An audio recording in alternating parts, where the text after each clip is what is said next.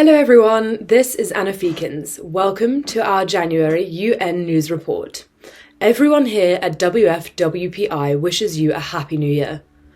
We are looking forward to sharing this year with you, along with all the wonderful and ambitious activities and events that we have planned. Thank you for tuning in to the WFWPI news production.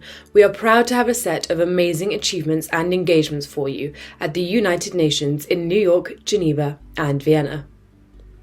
Let's begin in New York with the 2024 ECOSOC Partnership Forum on January 30th, 2024, which was chaired by H.E. Paula Narvaez, President of ECOSOC. The Partnership Forum was attended by the member states, UN agencies, major group stakeholders, and civil society leaders. The discussions revolved around developing smart governance by implementing effective policies that promote sustainability, social justice, equal access to resources and services for all population groups, accountability, and enhancing technological advancement to promote peace. A call for walking the talk was echoed all across instead of the usual high-level rhetoric.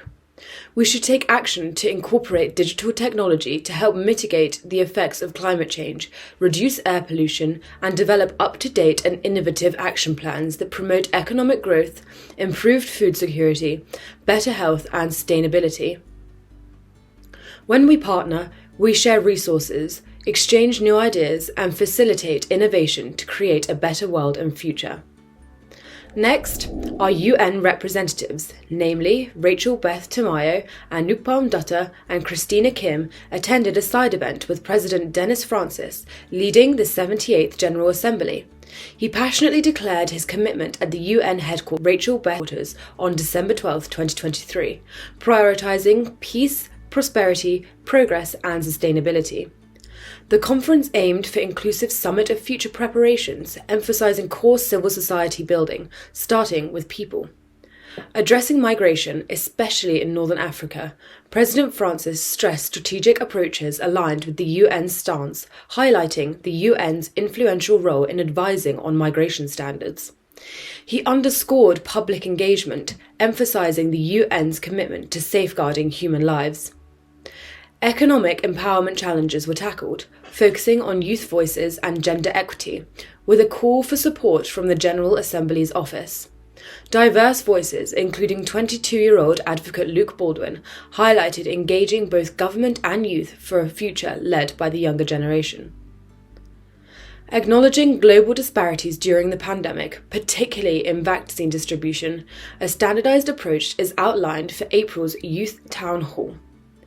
The commitment extends to addressing discriminatory practices in education across genders, emphasizing gender sensitivity in the office of the President of the General Assembly. President Francis's vision epitomizes global collaboration with a comprehensive approach dedicated to inclusivity, equality, and translating fundamental principles into tangible realities for everyone. On January 14th, gathering for a planning and goal-setting session, Director Merle Barrett-Barlan and a dynamic team of civil society leaders from various backgrounds warmly welcomed the 12 WFWPI UN representatives in New York. The first day of collaboration proves engaging and inspiring, setting a positive tone for their joint efforts. Session. Lastly, the NGO CSW advocacy training on February 24th, led by the chair, co-chair, and members of the NGO CSW team, featured an opening by Pamela expressing gratitude to key contributors. Louisa Kissinger from the United Nations Foundation and Rosa Lazard led a comprehensive presentation on effective advocacy, addressing challenges such as funding for civil society organizations. The CSW 68 Planning Team's Advocacy Toolkit was introduced, emphasizing the identification of community issues, strategic planning, and engagement with various stakeholders. Louisa Kissinger highlighted the intergovernmental nature of CSW, emphasizing the need for building relationships with government officials at all levels. Opportunities for advocacy were discussed, including expert group meetings, social media, and virtual events. The training concluded by underlining the importance of collaboration, strategic planning, and effective communication for successful advocacy at local, national, and global levels. Advocates were encouraged to engage with government officials, utilise digital platforms, and prepare in advance for impactful outcomes. Now moving to Geneva, where WFWPI UN Office Director and President of the NGO CSW Geneva was invited as a guest speaker for the 75th Anniversary Conference of Congo on December 15, 2023. Held across from the United Nations office at the World Council of Churches. The theme, within the larger context of the anniversary of the 75 years of the Universal Declaration of Human Rights, was Human Rights, Women and Gender Justice. Finally, in the WFWPI UN Vienna office, they hosted its second meet and greet online on 19th of December. There is always a strong emphasis on prevention and good practices to counter human trafficking, smuggling of migrants, and other types of international organised crime.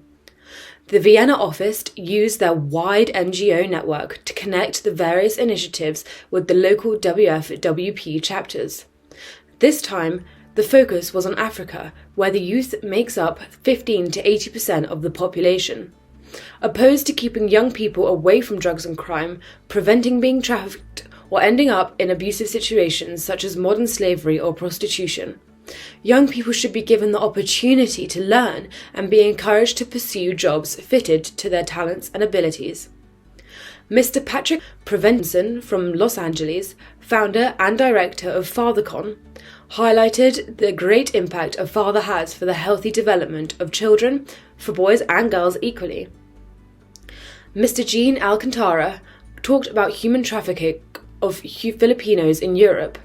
Mr. Justice McCoyer, founder and executive director of Aziza Plus, an institute for learning and job training in Nairobi, voiced his desire for young people to receive an education. Their company, up till now, has helped hundreds of women and youth from disadvantaged circumstances.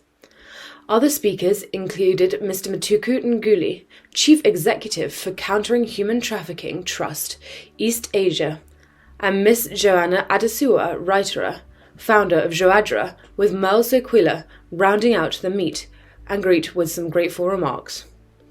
Please keep your eyes peeled for lots of amazing engagements, such as the 68th session on the Commission on the Status of Women in March, and the Thank you so much for watching WFWPI UN News. Until next time, with another set of hopeful updates regarding the CSW and the HLPF. And other events in Vienna and Geneva. You could read the current news on our website, wfwp.org, under the newsletter section. Until